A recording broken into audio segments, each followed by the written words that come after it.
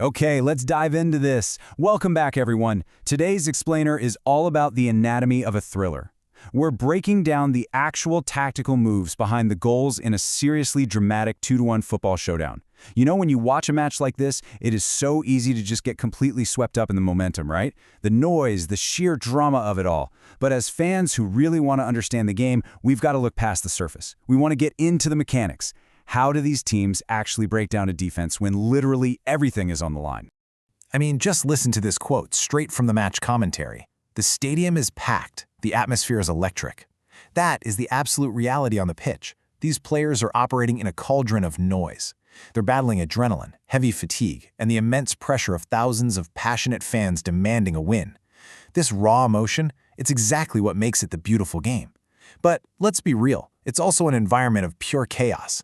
So here's the question we're tackling today. Beneath that deafening roar of the crowd, what tactical decisions actually won the game? We're basically turning this explainer into our own personal film room. That way, the next time you're watching a weekend match, you're going to see the matrix behind the madness. Because underneath all that chaos, football is a game of high-speed chess. It's all about team strategies. It's 11 players coordinating their every move to solve the puzzle of the opposing defense. Every single goal is the result of a deliberate, calculated tactical mechanic designed to exploit a specific weakness. To figure out exactly how this specific match unfolded, here's our game plan. First, we'll look at the tactics of the set piece. Then, we'll analyze the quick passing equalizer.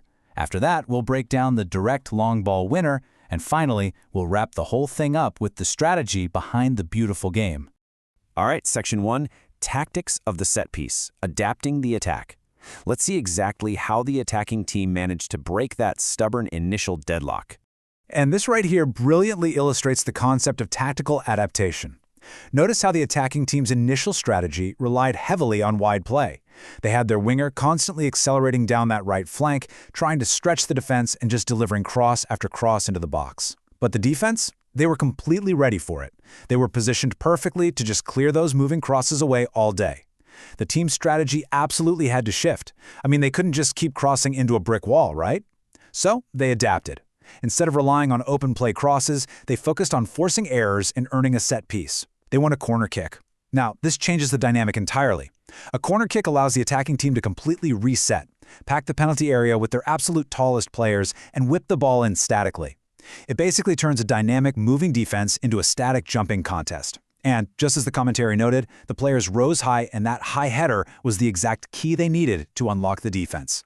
And that quick adaptation? It leads to an immediate, direct result, 1-0. The ball just crashes into the back of the net, and the stadium absolutely explodes. The team recognized that their open play flank attacks were being completely neutralized, so they cleverly pivoted to a set-piece strategy to draw first blood. Moving on to Section 2, the quick passing equalizer, a formula for space. You know, going down a goal is pretty much the ultimate test of any team's tactical discipline. So let's look at how the trailing side responded here. Spoiler alert, they didn't. Instead, they executed a highly calculated 4-step formula. Step 1 was an immediate pressure response. Rather than dropping their heads, the team's strategy was to instantly increase the tempo, trying to catch the opposition while they were still, mentally celebrating. Step 2, they implemented some seriously quick passing and excellent off-the-ball movement, forcing the defending team to constantly shift around and eventually lose their defensive shape.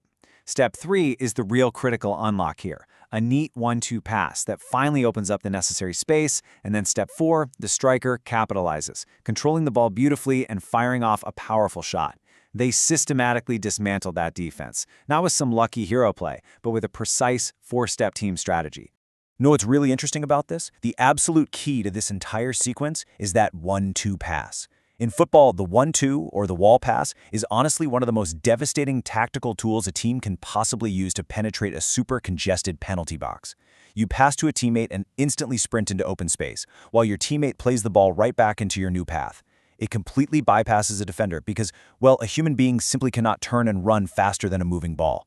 It was the perfect surgical mechanism chosen by this team to crack open a defense that was desperately trying to protect a lead. And the execution is just flawless, bringing the score to 1-1. What an absolutely incredible comeback. The tension in the stadium at this point is peaking. Both teams have now successfully deployed highly distinct, specific strategies just to get on the scoreboard.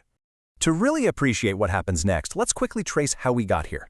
We started at 0-0, both teams just kind of testing the waters. Then, that tactical pivot to the set-piece corner gave us the 1-0 lead, which of course was immediately countered by the 1-1 quick passing goal. Now we enter point 4, the final minutes. This context is crucial. Players are physically exhausted.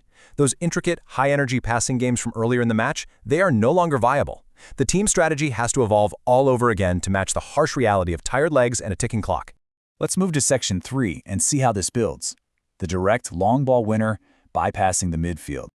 This brings us to their final chosen tactic, the long ball. Basically, this is a direct pass launched way forward from deep within your own half, aimed directly at a sprinting striker. Notice the key phrase here, bypassing the midfield entirely. Now, why would a team do this? Well, because in the dying moments of a match, the midfield is essentially a swamp of exhausted players whose legs feel like they're made of solid concrete. Trying to play short, intricate passes through that zone is incredibly risky and way too slow. The long ball is an energy-efficient, high-risk, high-reward macro strategy. You are essentially rolling the dice on a single, isolated foot race between your striker and the opposition's remaining defenders or the goalkeeper. Let's break down this final tactical micro-battle. The long ball is launched forward. The team is fully committing to the direct route. The striker sprints after it, and the defensive line is totally caught out. The goalkeeper sees the danger, so he rushes off his line to try and clear it. At this point, it becomes a pure, unbridled race against time, the striker versus the keeper. The striker manages to reach it first and shoots. I mean, it is the absolute antithesis of the careful, quick-passing equalizer we saw just a few minutes earlier. This is direct, it's ruthless, and it is entirely reliant on perfect timing and raw speed in the literal final seconds of the game. Section 4, Strategy Behind the Beautiful Game. Let's pull all of these tactical threads together. So the crucial point we want to take away here is that we just witnessed 3 completely distinct problem-solving scenarios from these teams. For the first goal, the problem was a super stubborn defense blocking wide crosses, right? The tactic was the set-piece corner, brilliantly executed with a high header. For the second goal, the problem was breaking down a team protecting a lead. The tactic there was quick passing, executed with that surgical 1-2 pass and a perfectly controlled finish. And for the third goal, the problem was sheer exhaustion and a lack of time. The tactic? The direct long ball, executed by completely bypassing the midfield and winning a do-or-die sprint against a rushed keeper. Every single goal required a completely different strategic approach from the team. Which really leaves us with this final thought. In the end, what truly wins the beautiful game? Is it the perfected, highly calculated tactical strategies we've just analyzed today, the careful adaptation, the precision 1-2 passes? Or is it ultimately decided by the raw passion and sheer, undeniable willpower of a last-second sprint to beat a Russian goalkeeper? The truth is, a great football team requires both. You need the mind to devise the strategy and the heart to execute it when your lungs are absolutely burning. Thanks so much for joining me in the film room for this explainer. Keep analyzing, keep learning, and I'll catch you next time.